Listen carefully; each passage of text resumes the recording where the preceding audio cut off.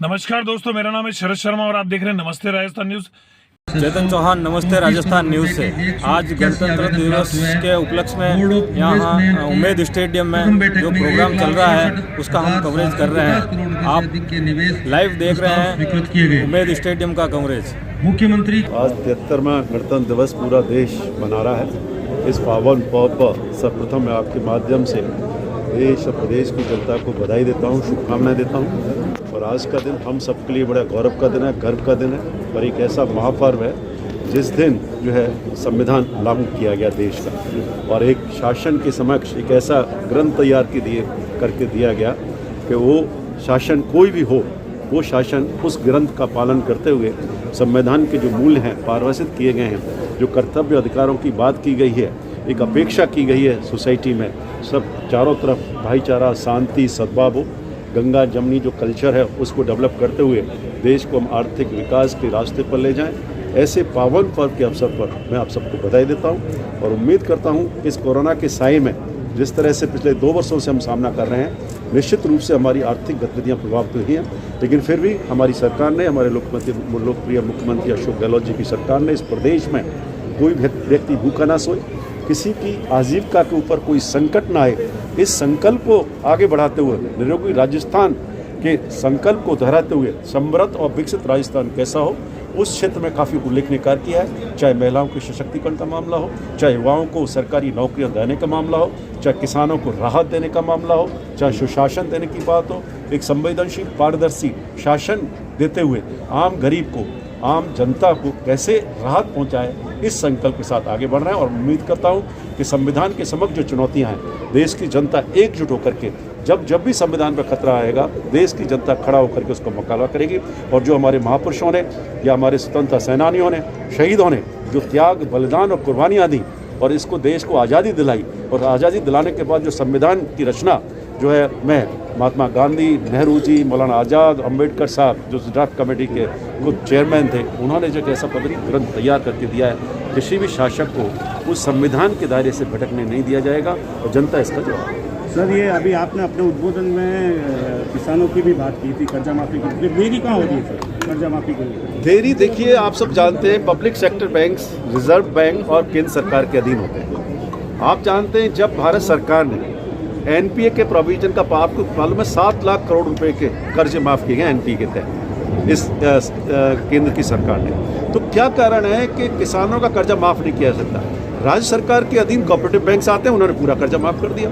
बार बार हमारे माननीय मुख्यमंत्री अपील कर रहे हैं, पत्र लिख रहे हैं कि वन टाइम सेटलमेंट के तहत जो है इन किसानों का कर्जा माफ़ कर दिया जाए जो राष्ट्रीयकृत बैंकों से किसानों ने ऋण ले रखा है। लेकिन बड़ा आप मुख्यमंत्री जी भी कह चुके हैं, राजभवन को अधिकारियों ने गुमराह किया है, बार बार कहा है मुख्यमंत्री जी ने, सरकार के द्वारा कब का भेजा चुका है। अब राज्य सरकार मतलब राजभवन को ये स्पष्टीकरण देना चाहिए ना, पूरी तरह ये कह देना कि नहीं आया, उसको क्लियर करें। लेकिन इस तरह की चीज़ों को, इस तरह का एक वो फैला करके भ्रम नहीं पैदा करना चाहिए। आप भी जानते हैं, हमने तो 3 किसानों के जो काले कानून के विरुद्ध जो है नए कानून पास करके भेजे थे, आज तक उसका कोई जवाब ही नहीं आया। अब तो काले कानून वापस भी ले लिए गए भारत सरकार के द्वारा, इसके बावजूद भी जो है अभी तक उनको वापस नहीं दिया गया। ये तो आप सब जानते हैं। ठीक है। जोधपुर शहर का प्रशासन थोड़ा सा लापरवाह है, आपका प्रोटोकॉल भी तो जो प्रोटोकॉल होना चाहिए आपका। देखिए, मैं ये नहीं मानता लापरवाह है, ठीक है, प्रशासन अच्छा काम कर रहा है और निश्चित रूप से उम्मीद करता हूँ आगे भी अच्छा काम करता है। आपको लाने के समय जो स्पॉट होने के लिए आपको गाड़ी यहाँ तक आनी चाहिए, वो सारा प्रोटोकॉल टूटता नजर आया, हमने कहने नहीं दिया। क्या हुआ? कई बार छोटी मोटी गलतियों को नजरअंदाज कर देना चाहिए। ठीक है सर। राजस्थान बदल रहा है, राजस्थान बढ़ रहा है, राजस्थान आज एक इस तरह का इन्वेस्टमेंट का एक डेस्टिनेशन हब बन रहा है। मुझे खुशी होती है कि मैं सोचता हूँ राजस्थान में जोधपुर संभाग एक ऐसा क्षेत्र है जो नए इमर्सिंग के रूप में जो है डेवलप हो रहा है। यहाँ जिस तरह के संस्थानों की स्थापना माननीय मुख्यमंत्री जी के निर्देशन में की गई, चाहे वो IITs हो, चाहे एम्स की स्थापना हो, चाहे आयुर्वेद विश्वविद्यालय हो, चाहे और अन्य विश्वविद्यालय हो, अभी हाल ही में एमईएम इंजीनियरिंग जो यूनिवर्सिटीज की एमईएम यूनिवर्सिटी की स्थापना की गई है। साथ ही इंटरनेशनल कल्चरल इन्वेस्टमेंट जो कन्वेंशन सेंटर खुला है, 48 करोड़ की लागत से एक international centre for excellence in panchakarma जो राजस्थान आयुर्वेद विश्वविद्यालय को खुला है। ऐसी सौगातें की है कि मैं समझता हूँ कभी कभी तो ऐसा लगता है कि राजस्थान एक नई औद्योगिक विकास की, ट्रेड की, इंडस्ट्रीज की, पेट्रोलियम उत्पादों की एक नई राजधानी बनने जा रहा है। मुझे खुशी है, इस बात का श्रेय यहाँ के लोकप्रिय नेता अशोक गहलोत जी को जाता है। आप सब जानते हैं राजस्थान सरकार ने जिस तरह का प्रबंधन किया और उसके संकल्प अगर आप देखें, चाहे वो युवाओं को रोजगार देने का मामला हो, आप जानते हैं कि लगभग 1 लाख लोगों को अब तक सरकारी नौकरियां दी जा चुकी हैं। 95,000 नौकरियां अभी पाइपलाइन में है। अभी कल ही जो पटवारी परीक्षा का जो है परिणाम घोषित किया गया है। एक संकल्प ये है कि किसान हमारा समृद्ध है, खुशहाल है। उसी रूप में आपने देखा होगा कि किसानों के कर्जे माफ किए गए। सरकारी जितनी हमारी सरकारी बैंकों के भारत सरकार से अपील की, रिजर्व बैंक से अपील की माननीय मुख्यमंत्री जी ने कि जो पब्लिक सेक्टर बैंक है वो आपके अधीन आती है। जिस तरह से बड़े बड़े उद्योगपतियों का, धरना सेठों का आपने ऋण माफ किया एनपीए के तहत, उसी तरह से किसानों का भी ऋण माफ किया जाए। यूपीए की सरकार थी जब केंद्र में, तब 70,000 करोड़ रुपए का ऋण माफ किए। क्या कारण है? केंद्र सरकार इन किसानों के ऋण माफ नहीं कर सकती। जब लाखों करोड़ों के ऋण इन उद्योगपतियों सेठों के माफ कर दिए जाए और किसानों के ऋण माफ नहीं कर दिए जाए, कई बार सोचने का जो है विषय रहता है क्यों ऐसा सरकार बात की जा रही है। इसी तरह से कृषि ब्लॉक के लिए मैं सब बात करना चाहूंगा। बिजली ब्लॉक के 12,000 का अनुदान वर्ष भर में माननीय मुख्यमंत्री अशोक गहलोत जी ने दिया। 1,000 रुपए प्रति माह की खर्च से जो अनुदान दिया जा रहा है, वर्ष भर में 12,000 का बिल आपका माफ होगा। किसी महीने में आपका बिल कम आता है तो उस बिल, उस जो बचत होती है उसको भी कैरी फॉरवर्ड किया जा सकता है। इसी तरह से मुख्यमंत्री चिरंजीवी स्वास्थ्य बीमा योजना, मैं समझता हूँ देश और दुनिया की सबसे महत्वपूर्ण योजना। देश और दुनिया में ऐसी कोई योजना नहीं है जो प्रधानमंत्री स्वास्थ्य बीमा योजना लागू की गई थी। उसमें केवल एनएफएसए में जो सेलेक्ट लोग थे या सोशल और इकोनॉमिक सर्वे में जो लोग थे उनको ही वो पात्र थे। माननीय मुख्यमंत्री जी ने उस योजना का दायरा बढ़ाया और ऐसे लोग जो उस योजना में कवर नहीं हो रहे थे उनको 1,700 रुपए का जो बीमा 850 रुपए सरकार दे रही है, 850 रुपए खर्च करना है और 5 लाख रुपए का बीमा हमारी राजस्थान सरकार ने दिया। ये सारा श्रेय इस व्यक्ति का उस व्यक्ति को जाता है जिसकी सोच, जिसकी जहन में एक ही रहता है कि मैं कैसे आम आदमी को राहत पहुंचाऊं, आम आदमी जो पीड़ित है उसको कैसे साथ पहुंचाऊं। इसी तरह से कोरोना वैक्सीनेशन की भी मैं इस माध्यम से आज अपील करना चाहूंगा। आप जानते हैं कि तीसरी लहर का दौर चल रहा है और ओमिक्रॉन जब से आया है ये तो भगवान का शुक्र है कि सेकंड लहर की तरह उतना प्रभावशाली नहीं है, लेकिन आप जानते हैं कि तीसरी लहर जो चल रही है उसका हर व्यक्ति प्रभावित हो रहा है। उस दौरान मैं आपसे अपील करना चाहता हूँ, कोरोना की जो तीसरी लहर है उसके दौरान वैक्सीनेशन का जिससे बात है, मैं मीडिया फ्रेंड से अनुरोध करना चाहूंगा कि ये जो अभियान है, ये जो आंदोलन है, इस कोरोना वैक्सीनेशन को इस गाँव-गाँव ढाणी पहुंचाने की जरूरत है। जिला प्रशासन, हमारा मेडिकल हेल्थ प्रशासन, आयुर्वेद विभाग, सब लोग काम कर रहे हैं। हम सबको मिलकर के आगे आना चाहिए। जिन लोगों ने पहली डोज नहीं लगवाई है, मुझे खुशी है कि जोधपुर में करीब पहली डोज 94% लोगों को लग चुकी है। दूसरी डोज लगभग 75% लोगों को लगी है।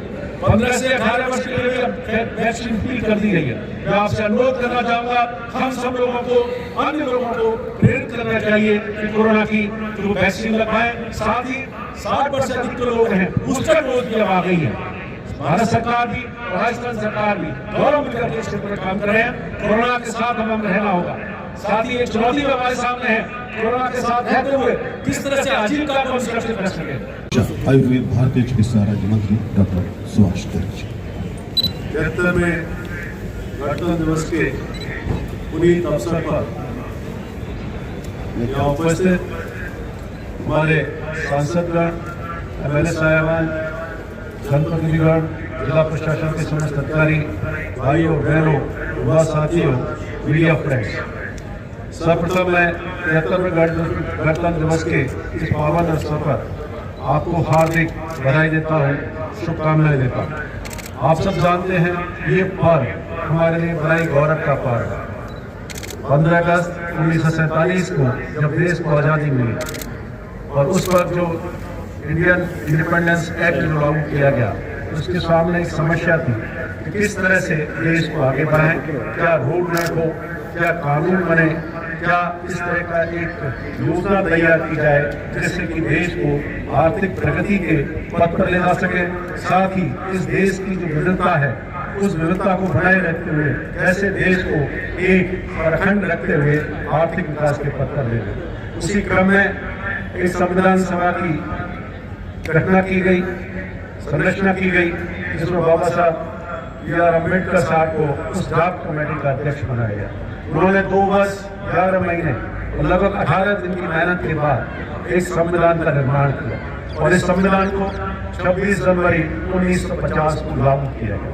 एक ऐसा ग्रंथ, पवित्र ग्रंथ की तैयारी की गई देश में, जिससे कि कोई भी शासक आए तो उस संविधान की रक्षा करते हुए देश को आर्थिक प्रगति, विकास के रास्ते पर लेकर। मुझे खुशी है आज इस अवसर पर हम उस 73वें जो है गणतंत्र दिवस का पावन पर्व मना रहे हैं। इस अवसर पर अपने में आप सबको हार्दिक शुभकामनाएं देते हुए उम्मीद करता हूँ आज सब मिलकर के भारतीय संविधान की रचना की गई और हमारे देश के महापुरुषों ने और स्वतंत्रता सेनानियों ने, शहीदों ने, ज्ञात अज्ञात लोगों ने कुर्बानी, त्याग और बलिदान देकर के इस देश को आज़ादी दिलाई और आज़ादी के बाद जो संविधान की रचना करके एक ऐसा भाव प्रस्तुत किया, उस संविधान की रक्षा के लिए आज हम संकल्प लें, शपथ लें कि देश के लोकतंत्र को मजबूत रखते हुए संविधान की रक्षा कैसे करें, इस बात को भी हमें यहाँ संकल्प लेना पड़ेगा। मुझे खुशी है आज इस अवसर पर मैं याद करना चाहूंगा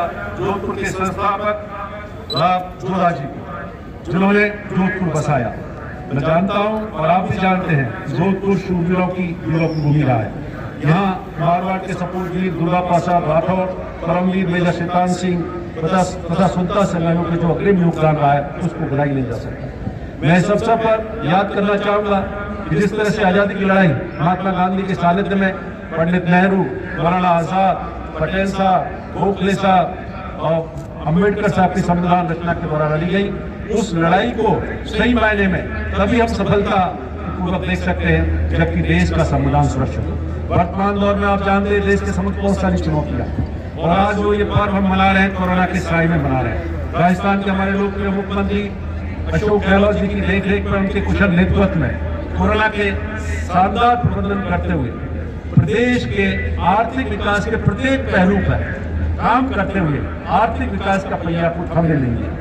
कितनी भी चुनौतियां रही, कितने झंझावात आए, कितनी भी कोशिशें सरकार को गिराने की गई, लेकिन माननीय अशोक गहलोत के कुशल नेतृत्व ने उन सारी चुनौतियों का सामना करते हुए, संघर्षों का सामना करते हुए इस देश पर लोकतंत्र को बचाने में, साथ ही देश की जो जनता है, प्रदेश की जनता की अपेक्षा सरकार से होती है, उसको बचाने में संकल्प के साथ काम किया।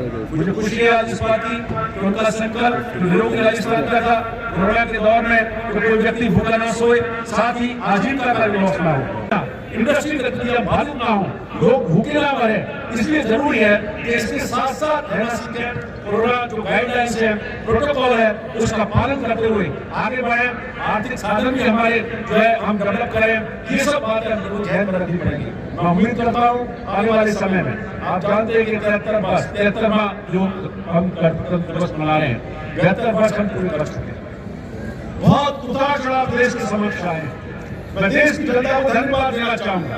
लोकतंत्र के समक्ष कितनी चुनौतियां आई, लेकिन देश की जनता जब लोकतंत्र के समक्ष चुनौतियां आती है, देश की जनता खड़ी हो चुकी है। और ऐसे लोगों को जो संविधान को नष्ट करना चाहते हैं, संविधान की जो एक शपथ है, संविधान में जो मूल्य है, आपसी सद्भाव, भाईचारा, एक प्रेम की जो एक संदेश है संविधान में, विभिन्न भाषाओं का देश, विभिन्न धर्मों का, विभिन्न जातियों का देश, उसमें गंगा जमुनी संस्कृति जो हमारी है, उसको जब तक हम प्रकार नहीं रखेंगे, जब तक हम देश की आर्थिक विकास की दर को, देश की जीडीपी को नहीं बढ़ा सकते। और इसमें पहली शर्त होती है किसी देश की, किसी प्रदेश की, किसी अर्थव्यवस्था की, कोई देश आगे बढ़ते हैं क्या आपसी शांति, सद्भाव और भाईचारा हो। उस रूप में हम सब लोगों का, प्रत्येक नागरिक की ड्यूटी बनती है कि हम ऐसे लोगों को, ऐसी शक्तियों को जो देश के संविधान को खतरे में डालना चाहती है, देश की संविधान की पुनर्विलोकन या समीक्षा करने के नाम पर उसमें आमूलचूल परिवर्तन करना चाहती है,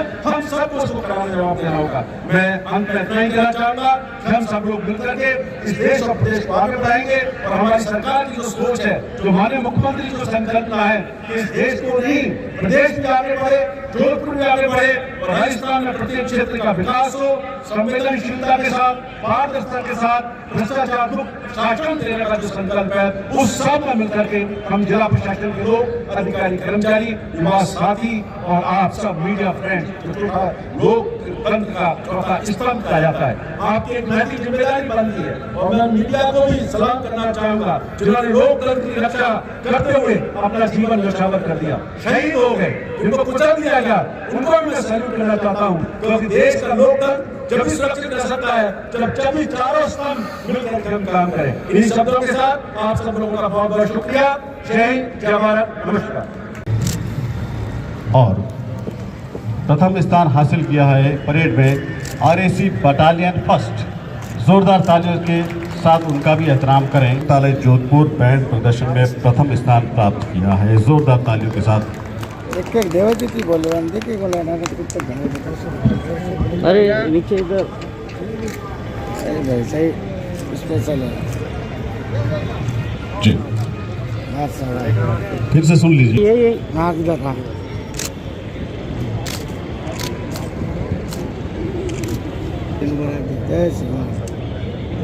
भाई भाई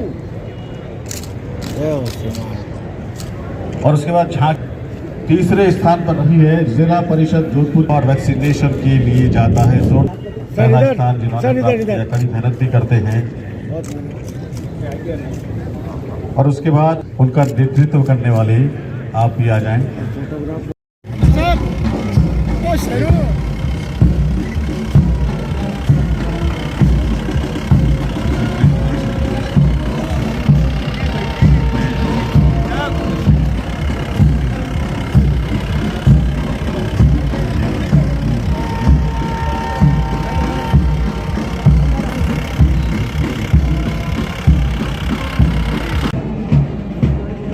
नेतृत्व कर रहे हैं। अगर तालियां मिल जाती हैं तो हमें अच्छा लगेगा। ये हमारा राष्ट्रीय पर्व, हम इतना तो कर सकते हैं इसके लिए। सारे जहां से अच्छा हिंदुस्तान हमारा। RAC प्रथम DN त्रिपुरलाल प्लाटून कमांडर, उसके ठीक बाद प्लाटून नंबर 2 जोधपुर आयुक्तालय पुरुष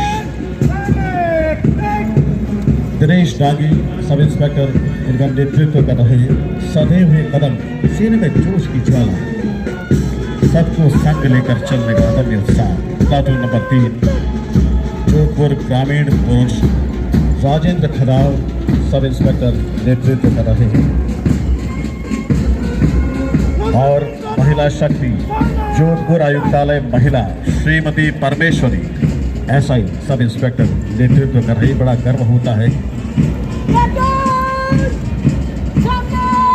ठीक उनके पीछे होमगार्ड पुरुष नेतृत्व श्री जबर Singh ji platoon commander. Home guard महिला जिनका नेतृत्व कर रही है सुश्री भारती,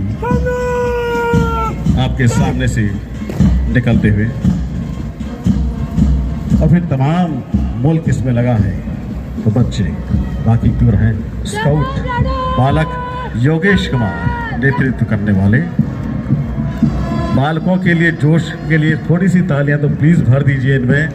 स्काउट और गाइड बालिका इसके ठीक पीछे जी, बालिका गाइड सुश्री शोभा जाखड़, नन्ही बालिका लेकिन हिमालय से ऊंचे जिनके इरादे हो, देशभक्ति की भावनाएं भरी हो, एक साथ उड़ते कदम फिर जमीन को चूमते।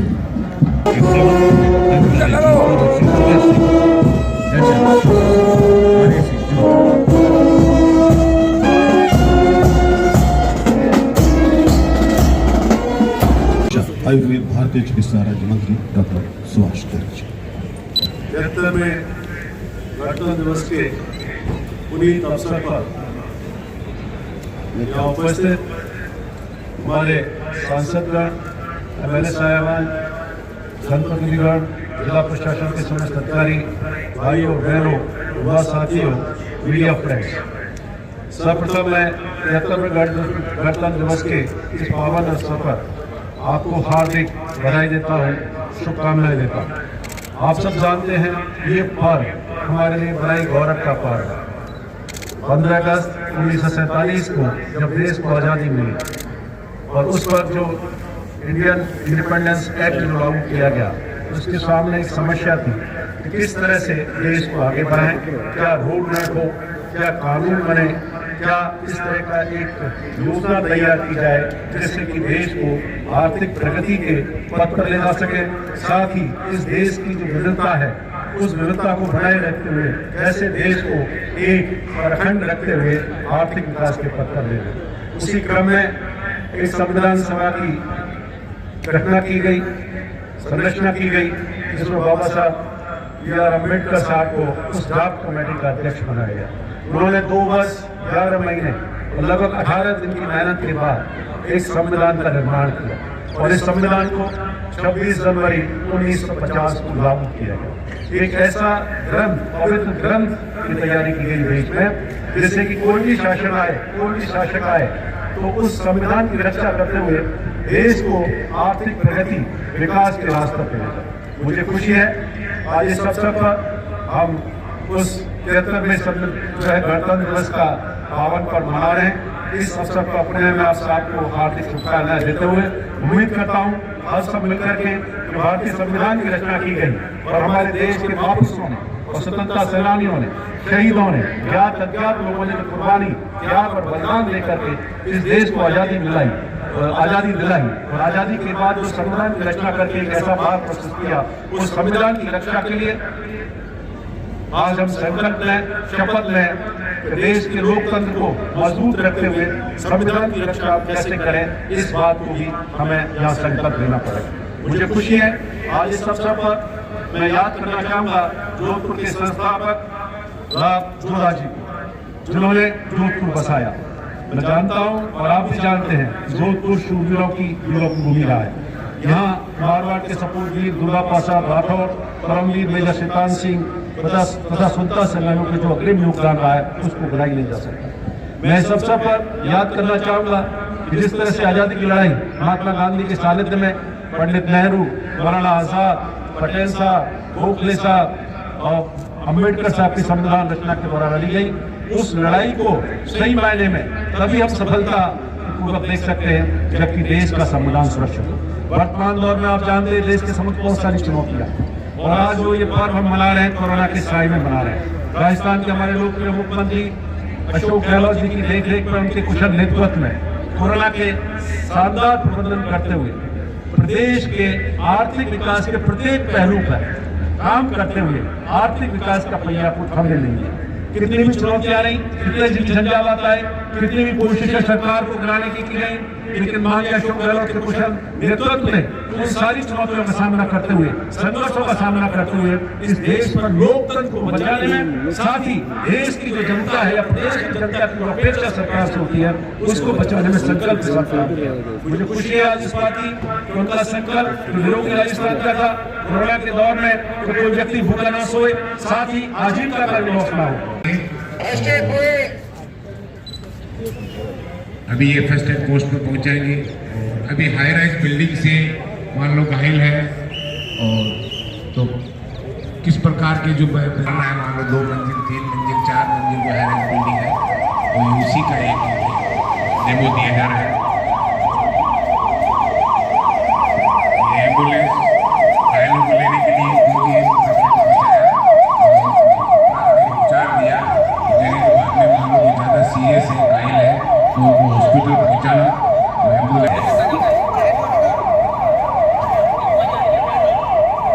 ये नागरिक सुरक्षा विभाग ये 1968 में पार्लियामेंट में अधिनियम पास करके इस विभाग के महसूस किया गया, तो ये पूरे भारतवर्ष में लागू किया गया। स्वयंसेवकों के द्वारा काम लिया जा सकता है। तो अभी इनको ये कैजुअलिटी को ये वहाँ से बिना स्ट्रेचर के कैसे ये लाइफ लाइन लगा के गाइडलाइन है, एक ऊपर गाइडलाइन है, एक नीचे गाइडलाइन है और ये कैजुअलिटी को आराम से धीरे धीरे नीचे उतारा जा रहा है। और ये नीचे जाल भी साथ में ये सेफ्टी के लिए जाल पकड़ा हुआ है, फायदा है वो रस्सी में या कहीं कभी बची रह जाए तो कोई हादसा नहीं हो या कैजुअलिटी को कोई चोट नहीं आए, ये इसलिए नीचे जाल भी साथ में लेके चल रहे हैं। और ये आराम से धीरे धीरे कैजुअलिटी को ऊपर से हाई राइज बिल्डिंग से उतारा जा रहा है। तो और ये पहले नागरिक शिक्षा विभाग पहले कुछ ही जिलों के अंदर सीमित था और अभी ये राजस्थान के अंदर सभी 33 जिलों के अंदर हर जिले के अंदर नागरिक शिक्षा विभाग फंक्शन कर रहा है और वहाँ पे शिव से ट्रेनिंग दी जा रही है और तैयार किए जा रहे हैं धीरे धीरे। और अभी 2019 में ये सभी जिलों के अंदर इसको लागू किया गया है। पहले कुछ 10-12 जिलों के अंदर भी युद्धकालीन परिस्थितियों में जहाँ ज़्यादा इफेक्ट होता है उसी के अनुरूप कैजुअलिटी को मान लो घायल है और उसको इस प्रकार सिंगल कैजुअलिटी स्ट्रेचर से किस प्रकार उतारना है, उसकी लेसिंग करना, कमलिंग करना और पुलिस से कैजुअलिटी को। डिस्ट्रिक्ट क्विक रेस्पॉन्स टीम भी 12 महीने काम करती है। तो कहीं भी शहर में, जिले में कहीं भी कोई घटना घटित हो उसी का वहाँ पे आर्मी को खूब। इसके अलावा संभाग स्तर पे SDRF की टीम भी काम करती है। एक कंपनी है यहाँ पे जोधपुर संभाग में जिसमें 110 आदमी है, एक इंचार्ज है कंपनी कमांडर साहब। वो भी आपदा प्रबंधन का, मान लो हमारे सिविल डिफेंस के स्वयंसेवकों को संसाधन की कमी हो या और ज्यादा मैन पावर की जरूरत हो तो SDRF का भी सहयोग लिया जाता है कहीं भी कोई आपदा होने पर। ये बॉडी हार्नेस से कैजुअलिटी को ऊपर से उतारना, कैसे चढ़ना है। अधिनायक जय हे भारत भाग्य विधाता, पंजाब सिंध गुजरात मराठा द्राविड़ उत्कल बंगा, विंध्य हिमाचल यमुना गंगा, उच्चल जलधि तरंगा, तव शुभ नामे जागे, तव शुभ आशीष मांगे, गाहे तव जय गाथा, जन गण मंगलदायक जय हे भारत भाग्य विधाता, जय हे जय हे जय हे जय जय जय जय हे। भारत माता की, भारत माता की। खेती भूमि का अधिक अंग किसी पुरुष के भरोसे जुड़ी राशेदारी कैसे नहीं है। 4 कदम आगे बढ़ते सब कुछ कर सकती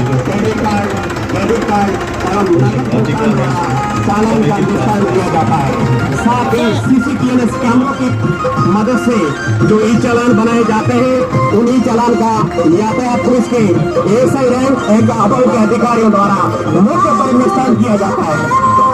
समस्त सूर्य वासियों से यातायात पुलिस कमिश्नरेट जोधपुर द्वारा हार्दिक अपील की जाती है कि वाहन चलाते समय 100% नियमों की पालना करें एवं जोधपुर शहर की यातायात व्यवस्था को सुगम एवं सुव्यवस्थित। 4 पहिया वाहन चलाते समय उपयोग करें। वाहन चलाते समय मोबाइल पर बात नहीं करें। ये तमाम बातें तो समझाते हैं, जरा सा समझाइश में एक कोरोना काल बड़ा ही कठिन काल था, लेकिन उसमें क्या क्या हमने कर लिया। ये झांकी यही समझाती है शिक्षा विभाग जिनको स्माइल करके बच्चों के चेहरों पर किस तरह से मुस्कान आ जाए, शिक्षा निर्बाध चलती रहे। अतिरिक्त जिला परियोजना समग्र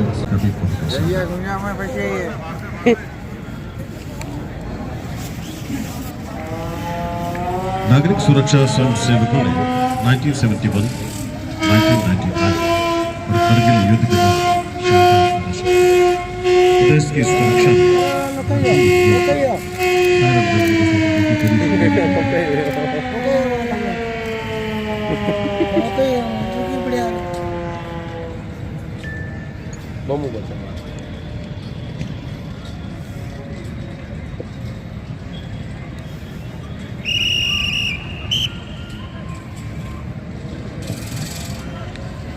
ठीक है बच्चे आवाज आ रही है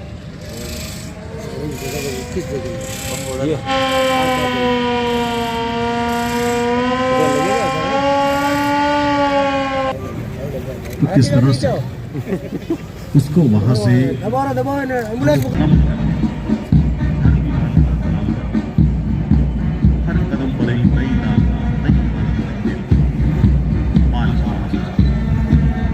प्यारी सी राजस्थान पुलिस,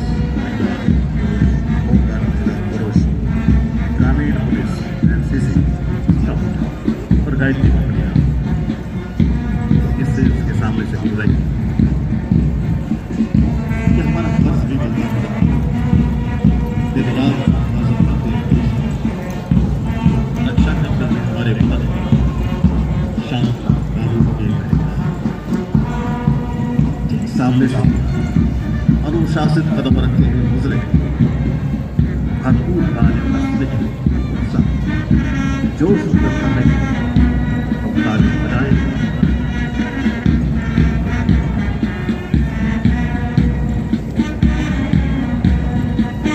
तमाम टुकड़ियों का नेतृत्व करने के और टुकड़ियां खड़ी हैं जो सामने अब मंच को सलामी देती आपके सामने से गुजरी। मैं आपसे निवेदन कर रहा हूँ कि जब वो टुकड़ियां मार्च पास करती हुई आपके सामने से गुजरे, जोरदार तालियों के साथ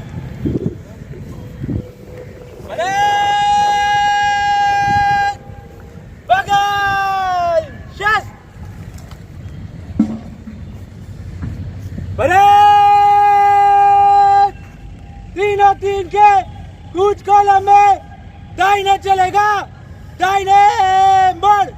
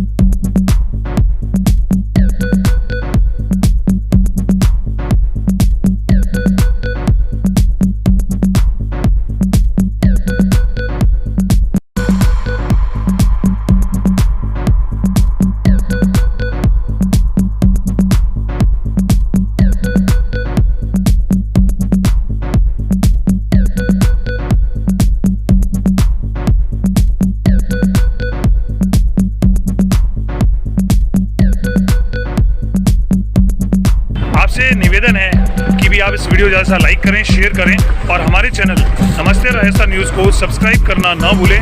जय हिंद, जय भारत, नमस्ते राजस्थान।